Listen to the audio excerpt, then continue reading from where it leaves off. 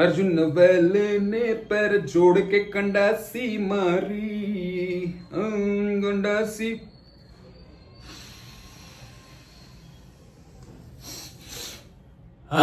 कडक.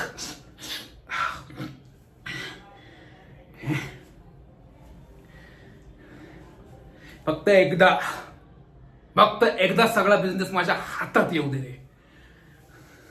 हातात येऊ दे. मग बघ असाच एकट्याने गंडासी मारणार. एकट्याने. And then I will be the king. या कौशल्य वाटतं सगळं तिने उभा केलंय. हे सगळं तिचं आहे. पण अल्टिमेटली निमकर फॅमिलीचा बिझनेसचा वारसदार मी आहे. मी युवराज. कसा सांगतो. कसं आहे ना,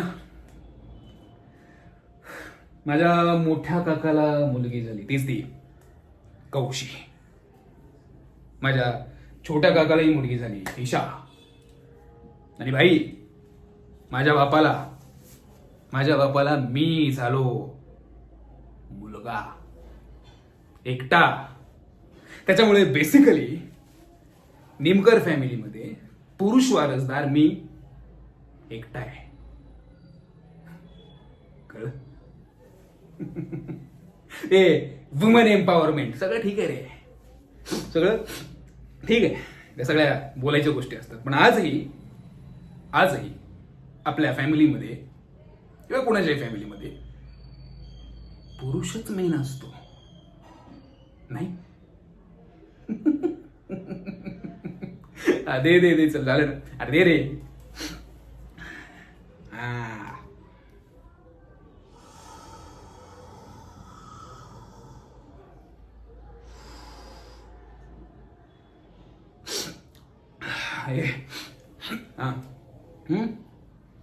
लग्न करणार ना. लग्न करणार ना. का नाही करणार. पण ते मी ठरवलेल्या मुलीशी. त्या कौशीने ठरवलेलं नाही. ती कोणी माहिती आहे मला. माझी बहीण आहे, चुलत बहीण आहे, मोठी बहीण आहे. पण म्हणून माझ्या लाईफचा प्रत्येक डिसिजन ती घेणार. वाय का घेणार. कुणाशी लग्न करायचं हे मी ठरवणार. Who the hell is she and why शी.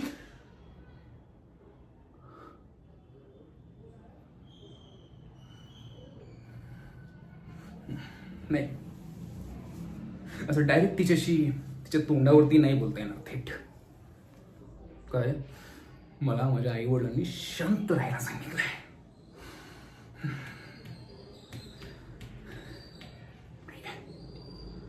निमान्य तिने निमकर फॅमिलीचा बिझनेस मोठा केला. टाळ्या वाजवतो ना. टाळ्या वाजवतो. अजून काय करू. सॅल्यूट देऊ. मी केला असता तिच्यापेक्षा मोठा केला असता तर माझ्यावरती जबाबदारी दिली असती ना. मी केला असता.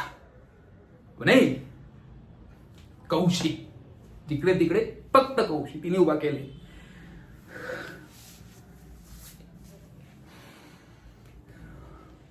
प्रत्येक गोष्टीचा हिशोब द्यावा लागतो रे तिला. प्रत्येक गोष्टीचा हिशोब. क्रेडिट कार्ड कुठे स्वाईप केलं, कॅश कुठे खर्च केली, सगळ्यांची उत्तरं तिला द्यायची. मी काय कुकुलं बाळ आहे आता. Do I look like a child. No, I am a man now. मला चांगलं कळतं. जाऊ रे. तू वीड बनव. बनव. आता बनवलंस. दे इकडे.